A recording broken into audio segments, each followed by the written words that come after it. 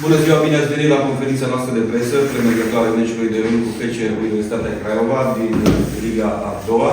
Alături de noi, antrenorul principal, domnul Gustavo Aragolaza, antrenorul secund, Cristian Oros, care va asigura traducerea domnului Gustavo, și jucătorul Andreas Chirițoiu.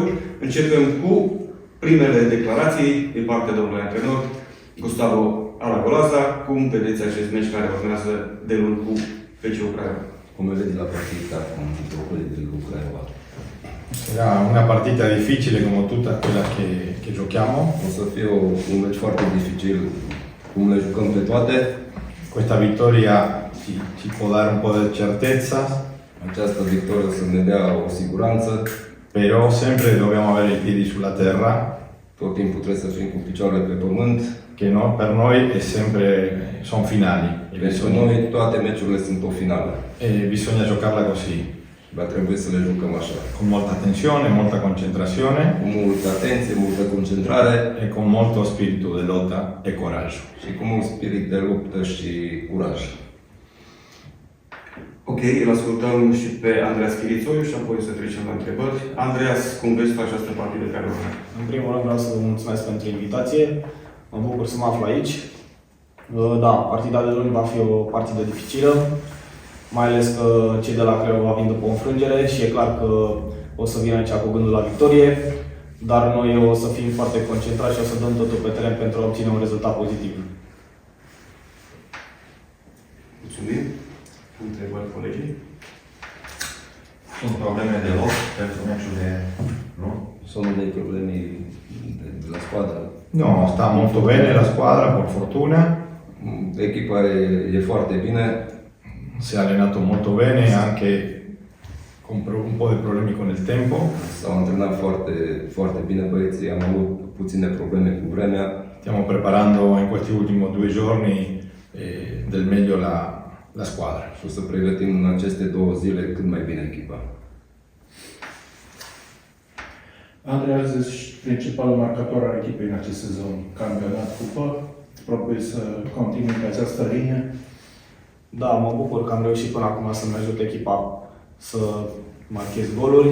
Asta mi-e meseria, asta trebuie să fac la fiecare meci și îmi doresc să fac asta în continuare. Să marchez cât mai multe goluri și să-mi ajut echipa să câștige fiecare meci. Ești ok din punct de vedere fizic? Da, sunt foarte bine. Având în vedere că au obținut victorii mai categorice în deplasare, exista un gen de presiune acasă? Echipa are probleme cu exprimarea sau... Come abbiamo visto in trasferta 3-0, noi abbiamo dei problemi in casa, abbiamo la pressione sulla squadra. Sempre giocare in casa c'è una pressione, Tot timpul când joci acasă este o presiune, che vogliamo fare vedere sempre che stiamo crescendo e che vogliamo giocare bene a calcio. pentru că vrem să demonstrăm și vrem să jucăm bine fotbal. Magari ci tradisce il pensiero di voler fare benissimo le cose, Probabil ne trădează să facem lucrurile cât mai bine și atunci o dăm în cealaltă parte, unde intervine și emoția. speriamo che con il Craiova possiamo fare divertire la gente, che la gente, i tifosi che sono meravigliosi, siano contenti del nostro gioco. Sperăm să-i facem fericiți pe suporterii noștri cu jocul nostru. Există potențial de creștere, de exprimare mai bună, indiferent de numele adversarului, când echipa este la un nivel bun? Possiamo esprimerci meglio a casa con le squadre più buone. Sì, sembra di sì, perché una squadra più buona all'inizio abbiamo un po' di paura, Se pare că da, dar la începutul unui joc cu echipele bune ne e puțin teamă. e piano piano sicuramente, come dice lei, arriveremo a avere un equilibrio anche di tutti i 2 tempi. Ușor o să încercăm să avem un echilibru în ambele reprize. Și că jucătorii cu experiență la nivelul Ligii 2 pot face diferența, care va fi o echipă cu multe... I giocatori che hanno la Craiova con l'esperienza possono fare questa differenza. Bravo, quella è l'idea che i giocatori con esperienza mantengano un livello importante Asta e important că jucătorii noștri cu experiență ar trebui să fie la un nivel foarte important. Così l'equipo si sente più forte e trascinano ai più ragazzi. Așa echipa o să se simtă mai puternică și să tragă pe cei tineri după ei. Cei tineri au nevoie de mai multă încredere să... Quelli più giovani hanno vuole un po' di più di fiducia.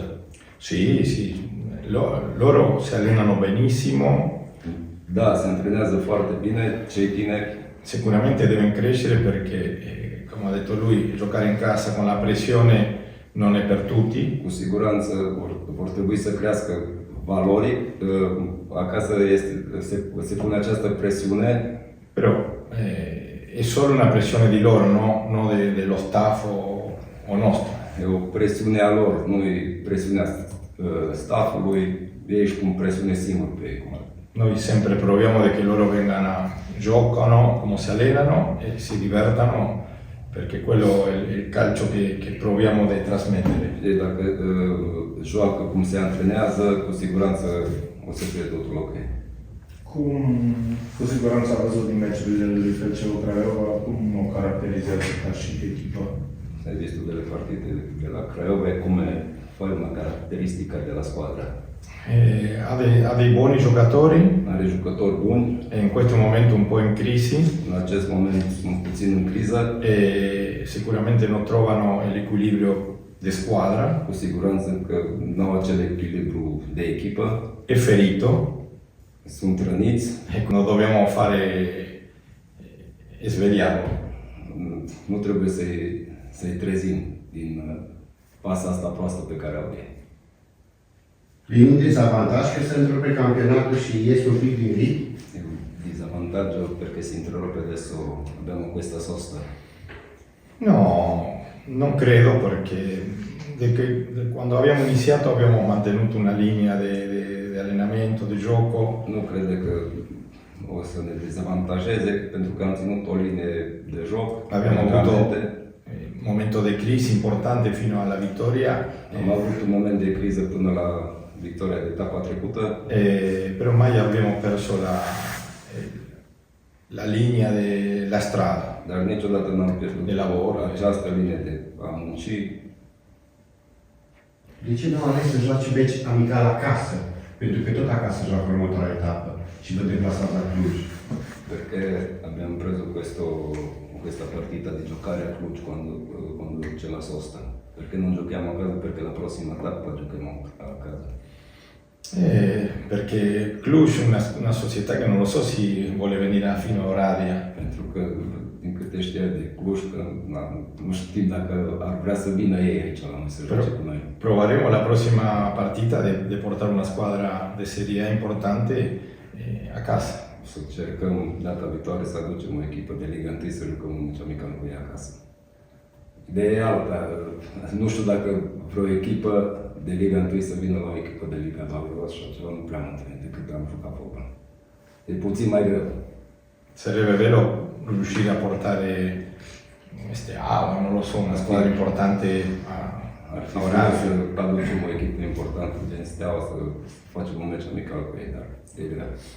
După etapele scurse până acum, ce modul tactic crede că se potrivește actualului lot pe care îl are la dispoziție? Quale sistema è più buono per noi in questo momento? In questo momento il 4-2-3-1 In acest moment 4-2-3-1, ci stiamo trovando bene, suntem ok cu acest sistem i ragazzi si stanno trovando bene e quindi și băieții se simt bine în acest sistem. speriamo continuare così. Sperăm să continuăm tot așa. Văzând până acum nivelul ligii a doua, consideră că obiectivul echipei poate fi îndeplinit? Am mai visto la serie di fino adesso, che credi che possiamo salvarci? Sì, io credo che ci possiamo salvare tranquillo e ambire qualcosa in più, Da, cred că ne putem salva și să venim cu un plus. perché la Liga non c'è questa squadra super forte, În Liga 2 până acum n-am văzut o echipă foarte bună, Dipende solo di noi, del nostro momento, della concentrazione. Depinde totul de noi, de concentrarea noastră. Se io vedo tutta la partita che abbiamo giocato, persa meritatamente, Dacă se uită la toate meciurile pe care le-am pierdut noi, magari la partita di Coppa con il Reșița probabil meciul din cupă cu cei de la Reșița e contro l'Arges, però abbiamo vinto. și contra Argeșului care n-am câștigat. Il resto della partita sempre siamo stati in partita noi. În restul meciurilor tot timpul am fost în meci, în partidă. Deci, Ne convine mai mult să contraatacăm decât să construim. conviene di più di fare il contropiede che costruire. Dipende dalla partita, Dipende de dipende. meci. Ci sono volte che si può costruire, altre volte no. De multe ori se poate construi, alteori nu. Cred că victoriile le-am obținut mai mult marcând pe contraatac. Le vittorie che l'abbiamo fatto su contropiede. Sì, perché dipende dai giocatori che abbiamo in quel momento. Depinde de jucătorii pe care avem în acel moment în teren. A Focșani abbiamo cambiato 6 giocatori, La Focșani am făcut 6 schimbări în primul 11. quindi ci adattiamo un po' alla caratteristica di chi gioca. Așa că ne adaptăm puțin la jucătorii care sunt în teren, care joacă. Se spune că echipa care câștigă nu se schimbă. Te gândești ca sâmbătă, luni să faci alte multe modificări? La squadra che vince non si cambia. Poi le altre... Vediamo lunedì. Adesso O să vedem luni. la formazione la daremo lunedì prima della partita. O să dăm formația înainte de meci. Și atunci, Così tutti i giocatori sono concentrati. așa vor fi toți jucătorii concentrați. Andreas, cum se resimte în sânul lotului succesul de la Focșani? Da, este important pentru noi că am câștigat, aveam nevoie de această victorie. Ne-a ridicat moralul și cred că ne va ajuta pentru meciul cu Craiova.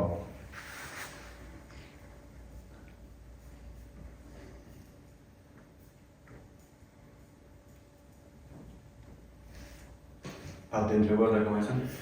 Grație! Nu? Mulțumim! A posto?